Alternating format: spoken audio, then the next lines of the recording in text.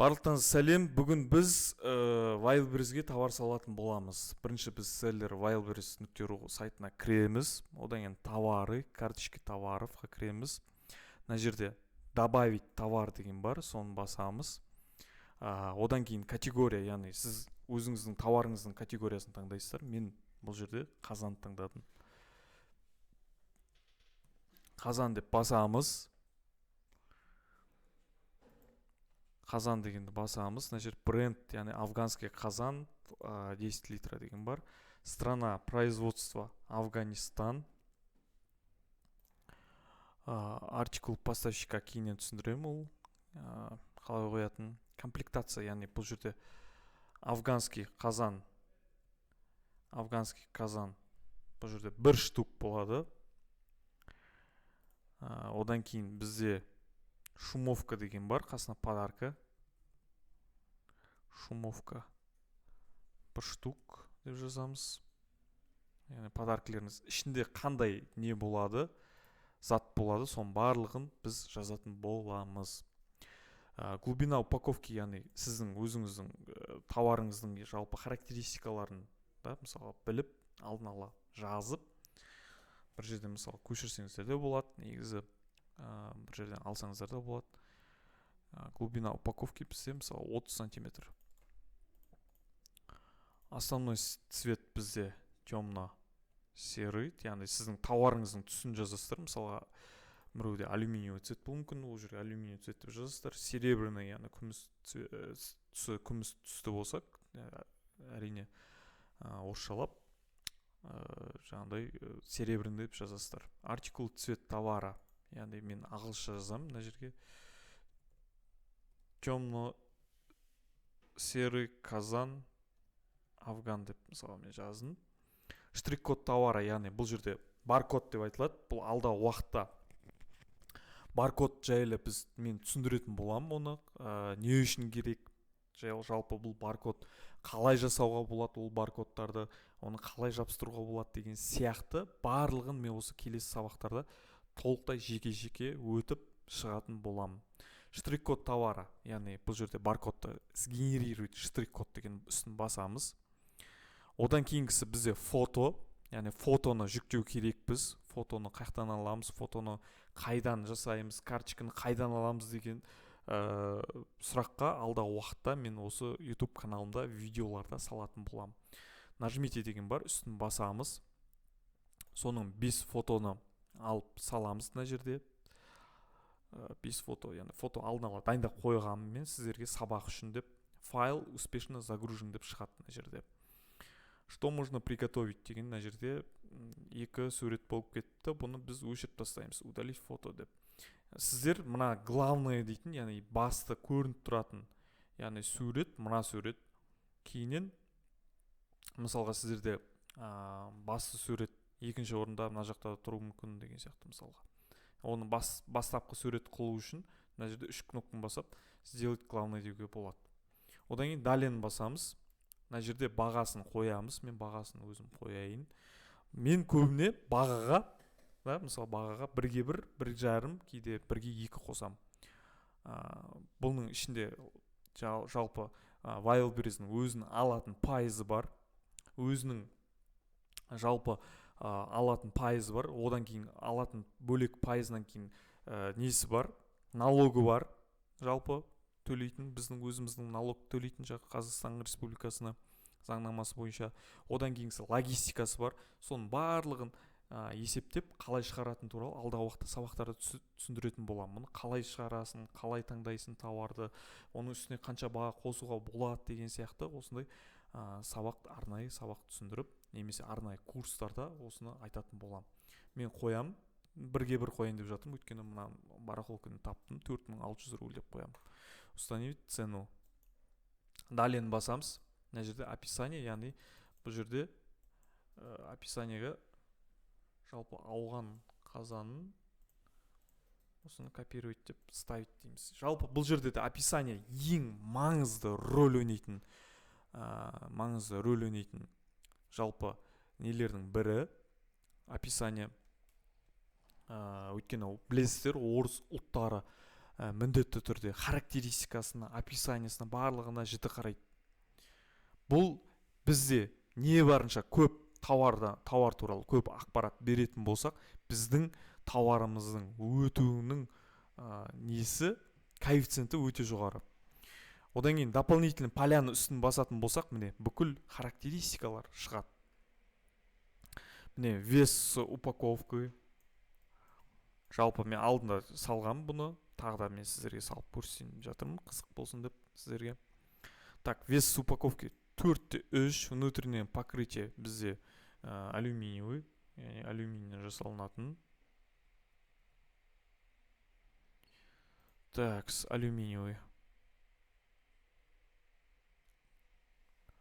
Внутреннее покрытие алюминиевый пищевой екен. Алюминий пищевой деп жазылып тұр екен. Барлығын жазамыз бұл жерге.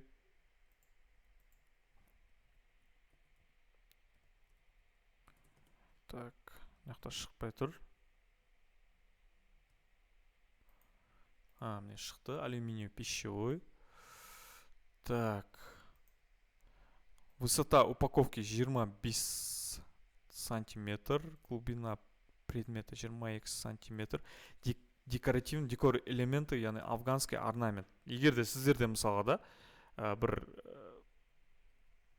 не болатын болса, жалпы оюлар болатын болса, ыдыс-аяқтардың ішінде сондай секілді нелеріңіз болатын болса, бір жалпы орнамент дейді, ою өрнектер болатын болса, міндетті түрде жазыңыздар. Материал посуды бізде мына жерде материал посуды бұл жерде бізде алюминий металл деп жазсақ болады. Назначение подарка, да, мысалға біздер мужу деп жазсақ болады. Мужу, дедушке үстін басып таңдай берсеңіздер болады. Дедушке, папе, мужу, коллеге, мужу, дедушке, брату, детям, внукам, племянникам деген бар. Оның бәрін таңдасаңыздар болады. Назначение подарка, яғни біреуге қандай сыйлықта, мысалы сіздер мысалы битке жағатын жаңағыдай нені безеуге тұратын косметиканы мысалға сіздер ер адамдарға сыйлай алмайсыздар да, мысалы оны әйел адамдарға тағы да басқа нелерге сыйласаңыздар жақсы өтеді. Мысалы назначение посуды жалпы для приготовления пищи на открытом огне дейді. Жалпы бұнда жазсаңыздар болады. Бұл назначение посуды, яғни қай жерде қолданылады бұл да, мысалы далалық жерде қолдану мүмкін, үй жағдайында қолдану мүмкін, тамақ пісіру жаңағыдай әдемі тамақ шығу үшін деген сияқты мысалы барлығын жазсаңыздар болады. Бұл назначение посуды. Объем қазына бізде 10 литр. 10 деп жазсаңыздар 10 литр шығады. Хрупкость нет. Так, ширина предмета 30 сантиметр, ширина упаковки 30 сантиметр дейді. Мына жердің барлығын повод деген жерлерді толтырсаңыздар да болады. Мына жерде повод бізде бар ма? Повод. День рождения, да, мысалы. Мысалы біреуге сіздер сыйлайтын боласыздар да. Мысалы, примерно сіздердің нелеріңізді. Так, день рождения там. Мысалы біреуін таңдасаңыз да болады. День рождения весной. Мысалы, көбінде.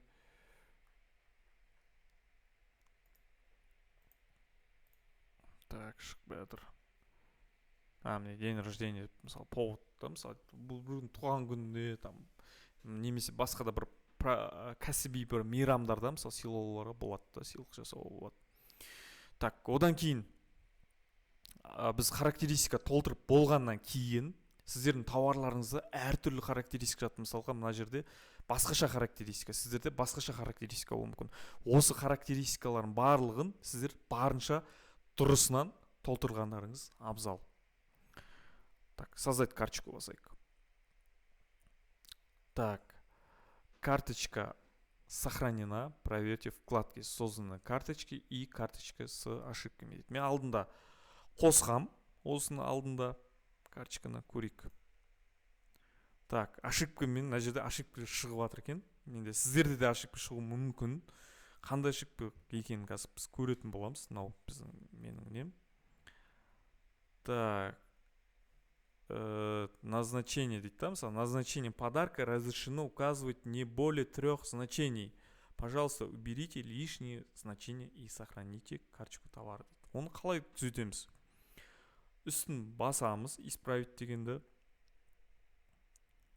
Біздер назначение деген жерде үшеуінен артық болып кетті. Соны азайт деп жатыр бізге. Үстін бастық. Не? Так, қайта обновление жіберіп көрейік. Карточка товаров, карточка с ошибками. Мынау исправить деген басамыз. Мынаны таңдап исправить деп бассақ болады. Қараңыздар, Wildberries. Wildberries'де өте көп адам қолданады. Серверлері көтермей жатқан секілді. Так, бізде назначение товаров деген көп екен. Оны қалай өзгертеміз? Комплектация, вид, глубина, особенности дейді. Қазір қараймыз. Так, мына жерден көрейік. Әр жерде әртүрлі ошибка бар екен. Так, исправить.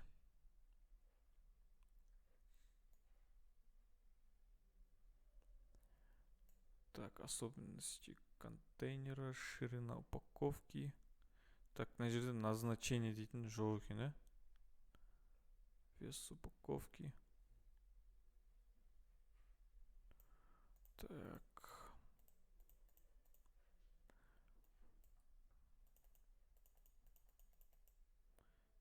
Материал изделия. Назначение деген жоқ екен, да? Біздер назначение.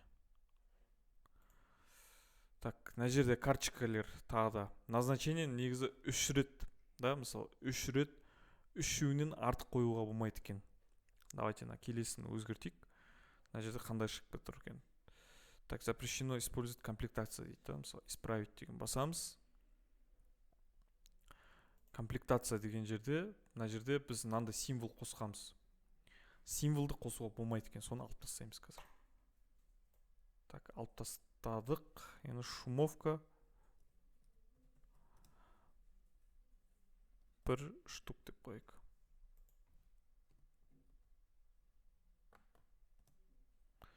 Плюс басайық. Так, шумовка 1 штук қосылды. Осыны алып, сохранить деген басамыз. Так, следующая комбинация характеристик бренд уже используется дейді. Так, мына жерде бренд алдында қолданылып тұр дейді. Темно-серый қазан дейді, артикулды. Бұны артикулды өзгерт дейді. 1 деген нені қосылайық. Осындай ошибкалар шығу мүмкін. Сол кезде ошибканы шығарған кезде мына жерде үстін басып өзгертсеңіздер болады.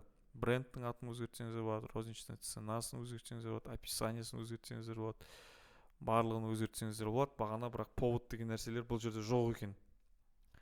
Қайтадан жасайсыздар ондай болатын болса. Ал біз мына жердегі бар нәрсені өзгертуге болады. Ал енді сохранить деп басайық.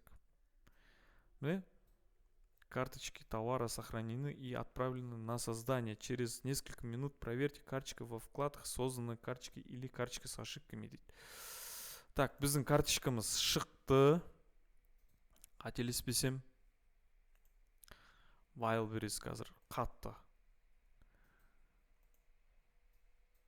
Дөрекі айтқан кезде қуып жатыр. Нары карточка не найдены деп тұрды. Қайтадан қазір ашатын болсақ.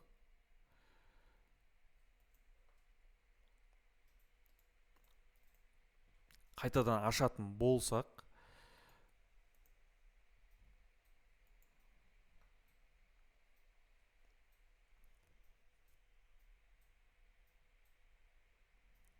Қазір мына жерде шығу керек. Міне шықты. Қазан шықты. Мінекей, біздің